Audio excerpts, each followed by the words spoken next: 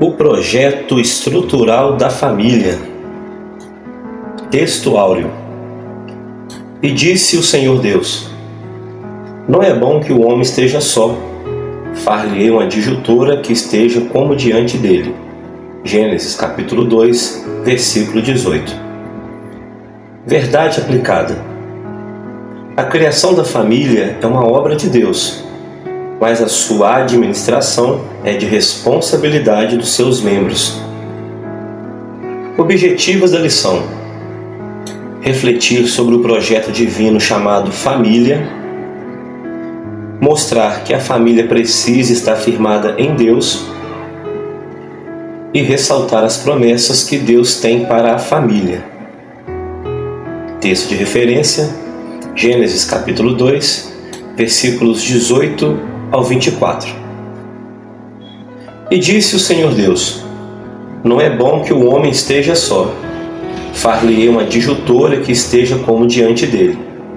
Então o Senhor Deus fez cair um sono pesado sobre Adão, e este adormeceu.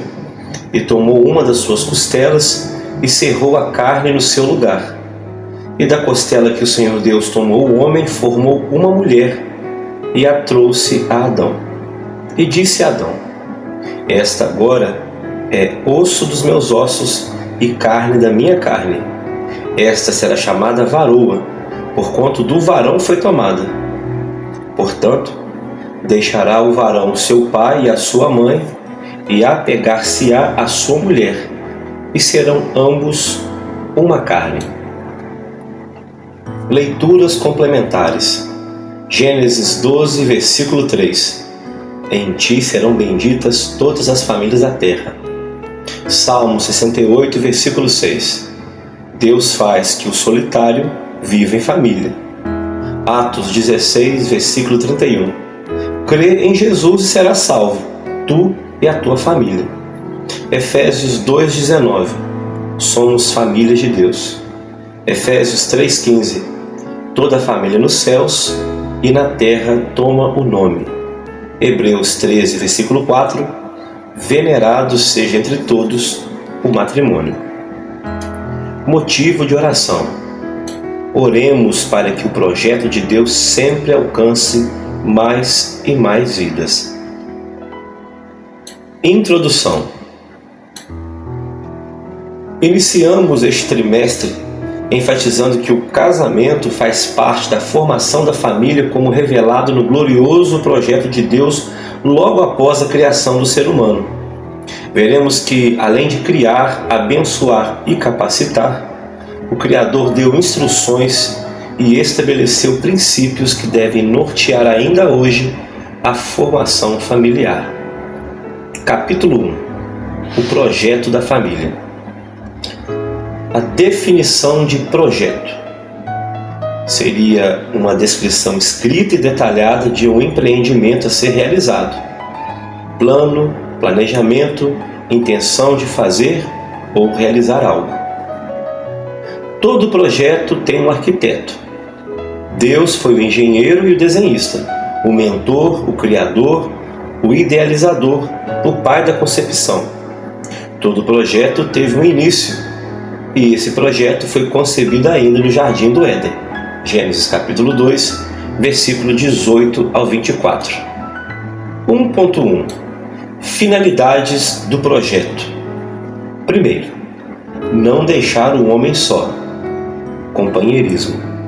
Segundo, não deixá-lo sem uma adjutora, uma auxiliadora. Terceiro, ter alguém que estivesse no mesmo nível que o correspondesse, pois o homem não havia. E quarto, socializar o homem por meio da família, pois ele vivia no meio dos animais. E por último, frutificar, multiplicar e povoar a terra, uma procriação e perpetuação da raça humana. O prazo do projeto é indeterminado. Será prazo de validade até que a morte o separe. O manual de instrução de técnica para o projeto, a Bíblia. Se alguém não seguir as especificações, o arquiteto não tem culpa. Como criação de Deus, Ele não instituiu a família por acaso. Temos certeza de que Deus a criou com propósitos. Ela vem cumprindo ao longo dos anos o seu papel fundamental no desenvolvimento de uma sociedade mais justa, com equidade, mais saudável e sendo alicerce dos valores éticos e morais, numa sociedade corrompida e depravada. A criação da família foi algo que nasceu no coração de Deus. 1.2. Investimentos do projeto. O amor. Sem amor, o projeto esfria. Responsabilidade. Sem responsabilidade, o projeto não anda. Presença de Deus. Sem presença de Deus, o projeto fica sem arquiteto. Cooperação. Sem cooperação, o projeto fica egoísta. Compreensão. Sem compreensão, o projeto fica embaraçado. Taxa de juros do projeto. Vencer as dificuldades diárias e passar por cima dos obstáculos a vencer as crises. Objetivos do projeto: produzir outros produtos idênticos, fazer o homem imagem conforme a semelhança de Deus e perpetuar a raça humana, dominar sobre os peixes do mar, sobre as aves dos céus, sobre os animais domésticos, sobre toda a terra e todos os répteis que se arrastam sobre a terra. Os filhos estão na concepção do casamento. Os filhos são herança do Senhor. Salmo 127, versículo 3. As mulheres mais novas deverão se casar e ter filhos. 1 Timóteo 5,14. Crescei e multiplicai e povoai a terra. Gênesis 1, 28. Não são os filhos que são a bênção, mas também os filhos dos filhos são a coroa dos velhos. Provérbios 17, versículo 6. Um casal como Abraão e Sara, ao gerar um filho, era sinal de bênção de Deus sobre aquela família. Gênesis 17, versículo 19. Uma aliança perpétua para a sua descendência depois dele. 1.3. Especificações do projeto. A fórmula e a receita foram dadas. Macho e fêmea os criou. Gênesis 1, 27. Deixará o homem pai e mãe e se unirá à sua mulher, algo único, a monogamia. Gênesis 2, 24. Cada casamento constitui uma nova família. A união se dá a partir da junção em uma carne. Efésios 5, 31. A forma foi dada e não tem como substituí-la. A fábrica precisa das especificações. Sem a forma, não há fabricação de novos produtos. O casamento é um único de dois sexos opostos. Deus detalhou e deixou bem conhecidas as regras. Tudo foi pensado por Ele. Ele nos deu a responsabilidade de cumpri-las. O dono do projeto é Deus, mas a administração do projeto é nossa.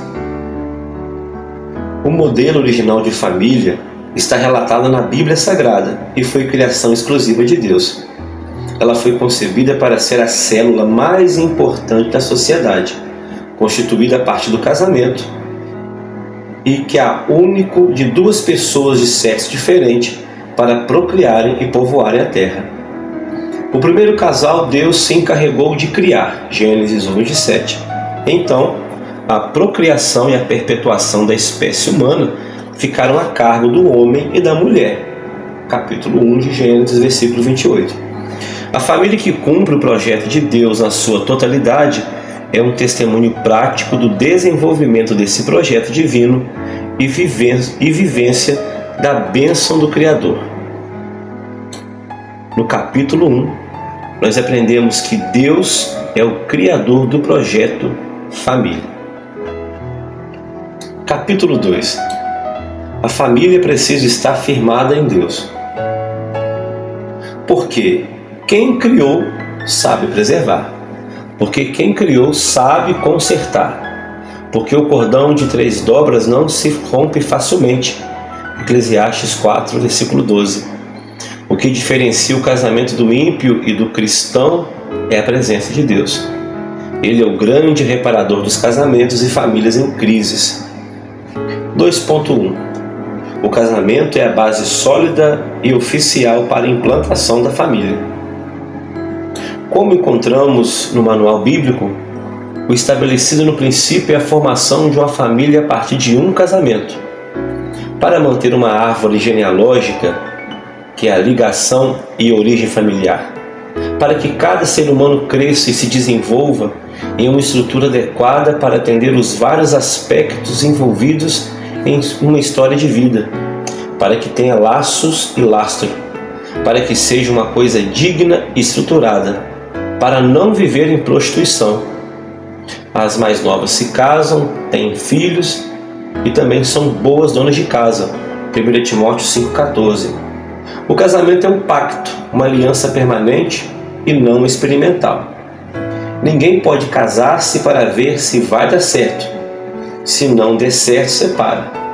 Mas o casamento é até que a morte separe. O casamento foi criado para desenvolver uma sociedade saudável. Quando Deus criou o homem e a mulher e instituiu o casamento, em Gênesis 2, versículo 18 a 25, ele foi o primeiro juiz de paz ao celebrar o primeiro casamento. E ele o fez visando a felicidade do ser humano.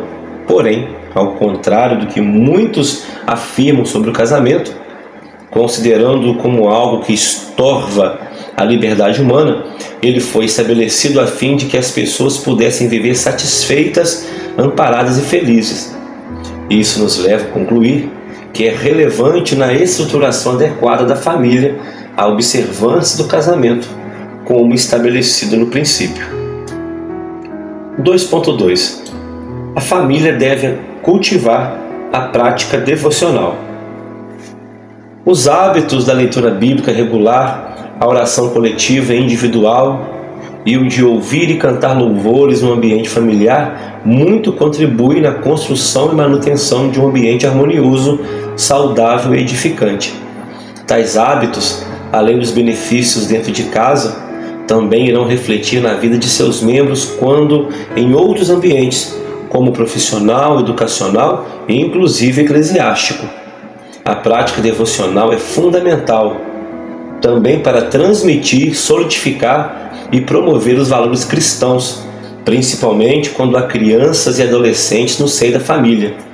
Diversos são os desafios que ameaçam a estabilidade e a integridade das famílias, ao começar dentro de casa, requerendo assim muita atenção por parte de todos os membros da família para estarem priorizando na rotina diária e a prática devocional. Deuteronômio 6, versículo 6 ao 9, Salmo 1, versículo 2, 1 Timóteo 4, versículo 7 ao 8. O bispo Abner Ferreira, na sua obra Revista Betel Dominical, primeiro trimestre de 2020, na lição 12, que fala sobre as bênçãos de Deus para a família, faz um importante comentário. Família, um lugar de adoração a Deus. A primeira ação de adoração registrada na Bíblia ocorreu num contexto de família, em Gênesis 4, versículo 3 ao 41. O salmista escreveu sobre a atitude de transmitir à geração futura os louvores do Senhor. Salmo 78, versículo 4. Evidente que a adoração a Deus não se restringe aos cânticos, contudo, fundamental quando lá une um ambiente repleto de cânticos de louvor a Deus, pois contribui na formação cristã dos filhos, para que os corações sejam abençoados com alegria e as mentes sejam ocupadas com aquilo que edifica. Filipenses 4, versículo 8 ao 9. 2.3.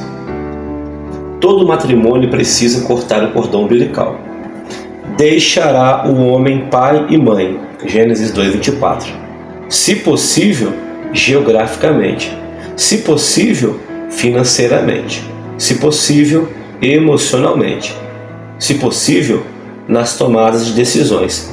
Respeitar, honrar, obedecer a pai e mãe é um mandamento com promessa. Efésios 6, 1, versículo 3. Bem diferente de viver na dependência. Também não abandoná-los, mas evitar que os parentes se intrometam, interfiram e mandem no seu casamento.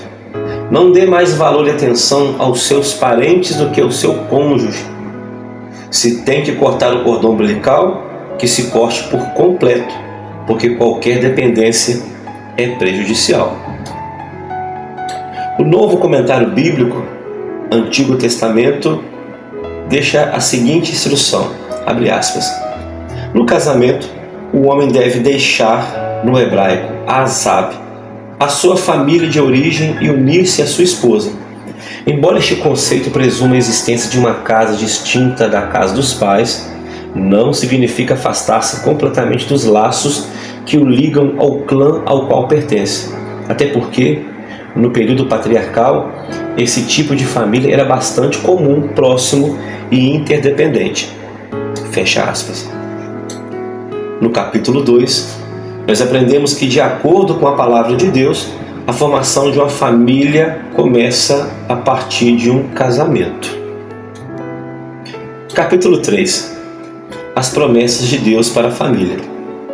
Deus tem bênçãos para todas as famílias, mas as promessas se tornam condicionais, e o Salmo 128 é um reflexo disso. Para a felicidade no lar existir, são requeridos requisitos: temer a Deus e andar nos seus caminhos. As promessas só virão quando as regras forem cumpridas. Há leis que regem o lar, e todas elas dentro do manual chamado Bíblia Sagrada. Se elas forem desrespeitadas, trarão consequências graves para a família. Por isso, o casal deve viver as ordenanças divinas para que a família goze das bênçãos prometidas. 3.1. A tua mulher será como uma videira frutífera aos lados da tua casa. O salmista, no Salmo 128, versículo 3, parte A, compara a mulher de um homem temente a Deus a uma videira, que é admirável na sua frutificação e que representa a esposa como sendo uma fonte de alegria. Ele vislumbrava como essa árvore é importante na produção de uvas, na fabricação de vinho, que é fonte de alimentos, nutriente, renda e remédio, conforme vemos em Lucas 10:34, e também de liberalidade, dando alegria aos pobres que colhiam os respingos para o seu sustento. Ela simbolizava prosperidade, abundância, fecundidade e beleza de um lar aconchegante e feliz. A Bíblia está repleta de metáforas usando a agricultura para falar de coisas importantes, e Jesus usou muito essas comparações. Para obter as promessas de Deus para a família, existem regras bíblicas claras e contundentes, o que caracteriza algo que é definitivo e inquestionável e impede a possibilidade de contestações. O marido é agraciado como uma mulher frutífera, uma mulher virtuosa, uma mulher sábia que sabe fazer do seu lar um ambiente saudável, conforme vemos em Provérbios 4, versículo 1. Uma mulher que não passa vergonha no seu marido e o respeita. Aliás, uma mulher que assim não passa vergonha no seu marido e o respeita. Por sua vez, a mulher também é graciada com um marido temente a Deus e cumpridor dos seus deveres como pai de família, como cabeça do lar, fiel a Deus e a sua esposa. 3.2. Os teus filhos como plantas de oliveira à roda de tua mesa. O salmista, no Salmo 128, versículo 3, parte B, compara os filhos de um homem temente a Deus a uma oliveira, que é uma das mais valiosas árvores para os hebreus. Ela representa os filhos fortes e cheios de saúde como oliveira nova, reunidos à volta da mesa. Era chamada dignamente de rainha das árvores. Ele vislumbrava como esta belíssima árvore era importante na produção de azeitonas e de azeite, que é uma fonte de alimento, renda e remédio, também de unção e de madeira para esculpir, e generosidade, dando aos pobres a alegria de colher os seus respingos para a sua sobrevivência. Ela simbolizava longevidade, vitalidade, perseverança e fidelidade dos filhos que obedecem e honram seus pais. A casa é uma construção de cimentos e tijolos. O lar é uma construção de valores e princípios. Os pais que temem a Deus sempre ensinar os filhos no caminho que devem andar, seguindo os princípios bíblicos e, consequentemente, colhendo os frutos do seu plantio. Os pais nunca devem negligenciar os princípios da palavra de Deus, para não arcarem com as consequências. Quando os pais são disciplinados no casamento, eles irão saborear dos doces frutos que o mesmo proporciona. Seus filhos não os abandonam, participam da comunhão com a mesa posta, estão sempre reunidos, gozando do convívio familiar. Por sua vez, os filhos também serão contemplados com pais amorosos, protetores e carinhosos, que os entendem e os respeitam.